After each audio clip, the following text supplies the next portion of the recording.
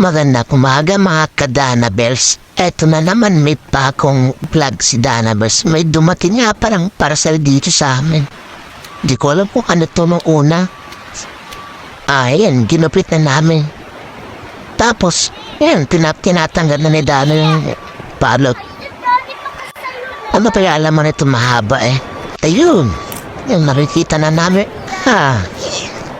Parang tubo yata ito. Ano kaya ito?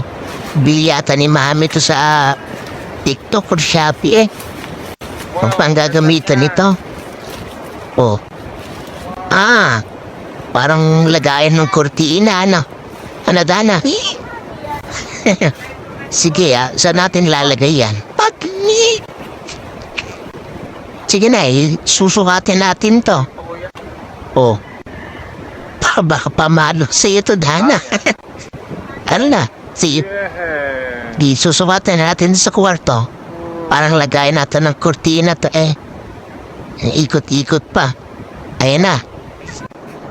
Sinusukat na ni Daddy yung paano gagawin. Kikita noon ni Dana Si selfie pa.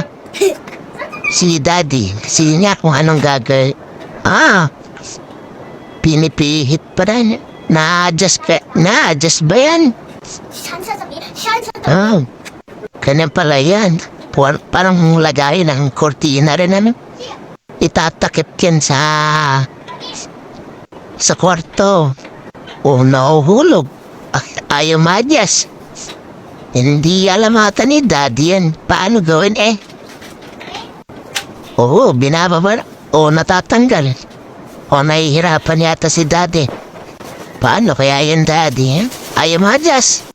Ayaw mag-lock. Nahihirapan. Testing mo na, Daddy. Sige, ikot mo lang. Pihit mo para mag-lock. Yan, tapos na. Galing naman ni Daddy nakuha rin sa wakas po. Sayo pa. Sige, testing mo na. Nalagyan na ng kumot. Sige. Bulaga. Bulaga, Dana. Ayun, tapos na si Daddy. Yun pala yan Okay na, bye-bye.